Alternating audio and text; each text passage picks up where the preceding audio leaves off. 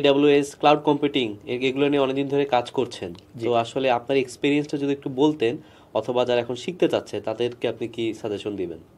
আচ্ছা, হ্যাঁ, এই সাজেশনের জন্য যেটা আমার প্রথমে বুঝতে হবে সেটা হলো যে আসলে ক্লাউড কম্পিউটিং কী এবং এটা কেন জরুরি। তো আমরা যদি জাস্ট একটু দেখি যে আজ থেকে 10-15 বছর আগেও আমরা কিন্তু এত পরিমাণ ডিভাইস ব্যবহার করতাম না। সব কিছুই মোটামুটি অ্যানালগ বা কাগজে কলমেই ব্যবহার করতাম আমরা। এখন যদি দেখি যে আমাদের দৈনন্দিন জীবনের মোটামুটি সব ধরনের কাজ কিন্তু আমরা কি দিয়ে করি, মোবাইল অ্যাপ্লিকেশন, ওয়েবসাইট, এই প্ল্যাটফর্মগুলোর মাধ্যমে করতেছি। এর মানে হচ্ছে কি 10-15 বছর আগে যদি আমি একটা ওয়েবসাইট বানাইছি সেটাতে হয়তো দেখা যাইতো যে একদিনে 100-1000 মানুষজন আসতেছে। এখন সেই জায়গায় হচ্ছে কি আমি একটা প্ল্যাটফর্ম বানাচ্ছি, একটা সার্ভিস দিচ্ছি, লাখ লাখ মানুষ কিন্তু সেটা ব্যবহার করতেছে। সো আমি এখন এই আমার অ্যাপ্লিকেশনটা যেন লাখ লাখ মানুষ ব্যবহার করতে পারে, এটা যদি করতে চাই তাহলে কিন্তু আমার রিসোর্সগুলো, ইনফ্রাস্ট্রাকচারও এমনভাবে সাজাইতে হবে যেন আমার এই অ্যাপ্লিকেশনটা অলওয়েজ হচ্ছে রানিং থাকে। একটা ছোট্ট এক্সাম্পল হইতে পারে, আপনারা ফেস করছেন কিনা জানি না, বাট আমরা অনেক দেখছি, সেটা হচ্ছে যে বাংলাদেশে ওই যে এসএসসি এইচএসসি রেজাল্ট দেয় না, সেখানে হয়তো কি যে আগে তো স্কুল কলেজে বোর্ডেই টাঙ্গাই দিত, তারপর হ্যাঁ, হঠাৎ করে ডিজিটাল হইলো যে ওয়েবসাইটে রেজাল্ট পাবলিশ করা হবে। তো তখন আমরা কি দেখতাম যে যে সবকিছু যে রেজাল্ট পেয়েছে এক্স্যাক্টলি সে জিতে গেছে, সে জানতে পারছে। জানতে পারছে যে ওরকম যে ট্রাই করতেছে, হ্যাঁ, কিন্তু ওয়েবসাইট থেকে রেজাল্ট আসতেছে না। হ্যাঁ, তো ওইটা হয়তো কি কারণে, যে ওই সময় ওই ওয়েবসাইটটা চালানোর জন্য যে পরিমাণ রিসোর্স দরকার, সেটার তো একটা লিমিটেশন আছে। যেমন আমি আমার যে মোবাইলটা ব্যবহার করতেছি সেটার একটা লিমিটেড রিসোর্স আছে, আমি জানি, লাইক 4 GB র্যাম, এরকম কিছু নাম্বার। তো আমরা যদি চাই যে আমার যখন ডিমান্ড বাড়তেছে, লাইক 100 ইউজারের জন্য যদি আমার 4 GB র্যাম লাগে, আমার যদি 1 লাখ ইউজার আসা শুরু করে তাহলে আমার র্যামের পরিমাণটা বাড়াইতে হবে। তো নর্মালি আমরা চিন্তা করি যে আমরা আমাদের বাসায় যে হচ্ছে ডেস্কটপ বা ল্যাপটপ ব্যবহার করি, সেটার কি হয়, আমরা যদি র্যাম চেঞ্জ করতে চাই নতুন র্যাম কিনে এনে লাগাইতে হয়। তো এখন যখন আপনার একটা ওয়েবসাইট রান করতেছে, আপনি তো চাইলেই এটা বন্ধ করে হচ্ছে একটা র্যাম কিনে এনে লাগাইতে পারবেন না। আপনার তাহলে লাগবে সলিউশন কি, যে প্রয়োজন অনুযায়ী আমার যেন রিসোর্স আমি কমাইতেও পারি, বাড়াইতেও পারি। আমার এখন 100 জন ইউজার আসতেছে, আমার ওয়েবসাইট 100 জন চালানোর জন্য যতটুকু রিসোর্স দরকার ততটুকু ব্যবহার করবে। আবার আগামীকাল 1 লাখ মানুষ এসেও যদি আমার ওয়েবসাইটটা ব্যবহার করা শুরু করে, ওই 1 লাখ মানুষকে সার্ভ করার জন্য যে পরিমাণ র্যাম দরকার, রিসোর্স দরকার, আমি জাস্ট এক্সাম্পল হিসেবে বলতেছি র্যামের কথা, বাট এখানে আরও অন্যান্য অনেক কিছু কাজ করে আর কি। তো আমার যেন ওই পরিমাণ র্যামও আমি ইনস্ট্যান্ট হচ্ছে ব্যবহার করতে পারি। তো এই ধারণা থেকেই আসলে ক্লাউড কম্পিউটিং চলে আসে। ক্লাউড কম্পিউটিং আমাদেরকে যে সুবিধাটা দিচ্ছে, নাম থেকেই বুঝতে পারতেছেন যে কম্পিউটিং রিসোর্সেস যেগুলো আমাদের প্রয়োজন, সেটা ক্লাউড করবে কি, অন ডিমান্ড, প্রয়োজন অনুযায়ী আমার যতটুকু দরকার ততটুকু আমি হচ্ছে ব্যবহার করতে পারবো। তো গ্লোবালি আপনার ক্লাউড কম্পিউটিংয়ের সবচেয়ে পপুলার কোম্পানি হচ্ছে AWS। আবার AWSও হচ্ছে অ্যামাজন নামে আমরা যে ই কমার্স জায়ান্ট কোম্পানিকে চিনি, তাদের একটা অঙ্গ প্রতিষ্ঠান। অ্যামাজন নিজেরা যখন দেখছে যে তাদের অ্যাপ্লিকেশনটা লাখ লাখ মানুষ ব্যবহার করতেছে, তখন তো তাদেরকে এটাকে স্কেল করতে হয়েছে, যেন লাখ লাখ মানুষ আসলে তাদের অ্যাপ্লিকেশনটা ডাউন না হয়ে যায়, সার্ভিসটা দিতে পারে। এইসব করতে যে ওরা আসলে দেখা গেছে যে বিভিন্ন সার্ভিস ইনোভেট করছে, তৈরি করছে। ওগুলোর মধ্য থেকেই ওরা চিন্তা করে যে আচ্ছা, এই সার্ভিসগুলো যেহেতু আমাদের প্রয়োজন পড়ছে, তো বর্তমানে যখন ইন্টারনেটটা এত বেশি পরিমাণ মানুষ ব্যবহার করতেছে, আরও অনেক বড় বড় কোম্পানি আছে, তাদেরও তাহলে এই ধরনের সার্ভিসগুলো লাগবে। তখন তারা আস্তে আস্তে ওদের বানানো সার্ভিসগুলো হচ্ছে এই বাইরের কোম্পানিগুলোর কাছে বিক্রি করা শুরু করে আর কি। তো এখন বর্তমানে AWS বাদেও গুগলের হচ্ছে গুগল ক্লাউড প্ল্যাটফর্ম আছে, মাইক্রোসফটের অ্যাজুরে নামে প্ল্যাটফর্ম আছে, ওরাকলের আছে, এইচপির আছে। তো অনেক কোম্পানি চলে আসছে, বাট AWS স্টিল হচ্ছে মার্কেট লিডার বলা চলে আর কি। তো ক্লাউড কম্পিউটিং আমি বলবো যে বর্তমানে যারা টেক সেক্টরে আসতে চায় তাদের জন্য একটা হচ্ছে আমি বলবো যে খুবই সম্ভাবনাময় হচ্ছে সেক্টর হইতে পারে।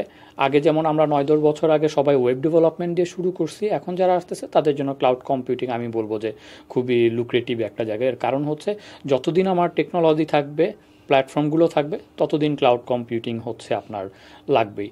যদিও এখানেও হচ্ছে এআই এবং এমএল এর অনেক ব্যবহার চলে আসতেছে, বাট আমার মনে হয় যে ক্লাউড কম্পিউটিং স্টিল একটা লুক্রেটিভ জায়গা। এবং আমিও হচ্ছে ইদানিং যদি বলি যে যদিও আমি 9-10 বছরের বেশি সময় ধরে সফটওয়্যার ইঞ্জিনিয়ার হিসেবে কাজ করতেছি, বাট গত 3-4 বছর ধরে আসলে ক্লাউড কম্পিউটিং আমার খুব পছন্দের জায়গা। এবং আমি প্রায় 6-7 বছর ধরে টুকটাক এডব্লিউএস নিয়ে কাজ করলেও গত 2-3 বছরে আমি অ্যাক্টিভলি প্রচুর পরিমাণ হচ্ছে এডব্লিউএস নিয়ে কাজ করতেছি। আমি এডব্লিউএস এর হচ্ছে একজন কমিউনিটি বিল্ডার। তো কমিউনিটি বিল্ডার হিসেবে আমি যেটা করি, এডব্লিউএস এর যে সার্ভিসগুলো আছে সেগুলো সম্পর্কে মানুষজনকে জানাই, মাঝে মাঝে ব্লগ লিখি, আর্টিকেল লিখি, ভিডিও টিউটোরিয়াল তৈরি করি আর কি। আবার এটার জন্য ওরা আমাকে হচ্ছে বিভিন্ন ধরনের বেনিফিটও দেয়, মাঝে মাঝে কিছু গিফট পাঠায়, ওদের প্রোগ্রামে হচ্ছে আমি পার্টিসিপেট করতে পারি। 1 বছরের জন্য ওরা আমাকে হচ্ছে ওদের এই ক্লাউড কম্পিউটিং টেকনোলজি সম্পর্কে ট্রেনিং নেওয়ার জন্য হচ্ছে সাবস্ক্রিপশন দিয়ে দিছে। আচ্ছা। তো এটাতে কিন্তু যে কেউ পার্টিসিপেট করতে পারবে। যেহেতু এই পডকাস্ট অনেকে দেখবেন, তো তাদের জন্য মেসেজ থাকবে যে আপনারা যদি ক্লাউড কম্পিউটিংয়ে আগ্রহী থাকেন তাহলে এই রকম প্রোগ্রামগুলোতে দেখতে পারেন আর কি। লাইক এডব্লিউএস কমিউনিটি বিল্ডার আছে, বাংলাদেশে তো এরকম অ্যারেঞ্জ হয় জি। মাঝে মাঝে।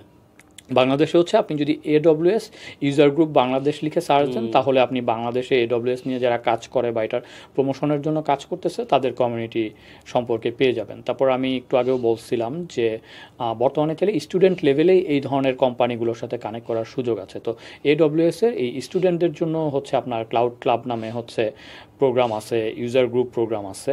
তো এগুলোর মাধ্যমে নতুনরা খুব সহজেই হচ্ছে আপনার পার্টিসিপেট করতে পারবে এবং ফ্রিতে হচ্ছে ক্লাউড কম্পিউটিং সম্পর্কে শেখা সম্ভব। এডব্লিউএস এর আপনার এডব্লিউএস স্কিল বিল্ডার নামে ট্রেনিং প্ল্যাটফর্ম আছে, সেখানে ওদের কিছু ফ্রি কোর্স আছে যেটার মাধ্যমে আপনি ক্লাউড কম্পিউটিং সম্পর্কে জানতে পারবেন, এডব্লিউএস এর বিভিন্ন সার্ভিস সম্পর্কে ফ্রিতে শিখতে পারবেন। এডব্লিউএস এডুকেট নামে হচ্ছে একটা প্রোগ্রাম আছে।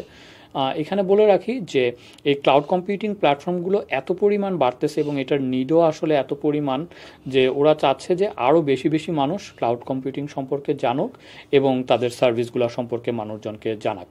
যার কারণে আমি এতটুকু বলতে পারি যে এবছর আপনার এডব্লিউএস এর একটা সামিট হয়েছিল অ্যামস্টারডামে, যেহেতু আমি ওইখানে থাকি সেখানে পার্টিসিপেট করছিলাম।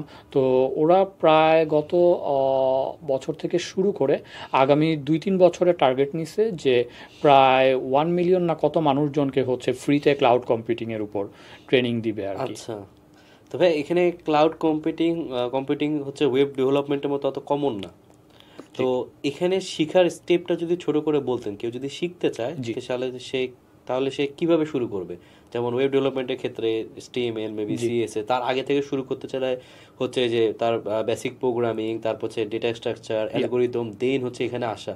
তো যারা ক্লাউড কম্পিউটিং শিখতে চায় তাদের স্টেপগুলো যদি একটু বলতেন।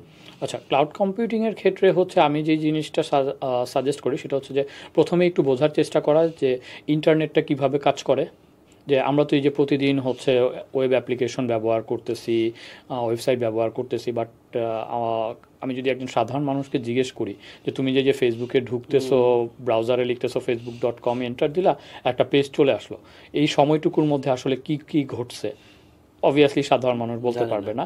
বাট যারা ক্লাউড কম্পিউটিংয়ে কাজ করে তাদের আসলে এই ব্যাপারগুলো বুঝতে হবে যে আমি আসলে এই অ্যাড্রেসটা লিখে এন্টার বাটন প্রেস করলাম, তারপর কেন আমার এই পেজটা আসলো। তো এইভাবে আমার বুঝতে হবে যে ইন্টারনেট কিভাবে কাজ করে, ইন্টারনেটের কমিউনিকেশনের প্রোটোকলগুলো কি কি। যে এই যে আমরা ব্রাউজারে HTTP লিখতেছি, HTTP জিনিসটা কি। তারপরে এই যে ইমেজটা আসতেছে, ইমেজটা কিভাবে আসতেছে, আমি একটা ফাইল আপলোড করতেছি, সেটা আবার আরেকজন মানুষ দেখতে পারতেছে, এই ফাইলটা কোথায় স্টোর করা হচ্ছে। আমি একটা পোস্ট লিখতেছি, সেই পোস্টটা কোথায় গেল।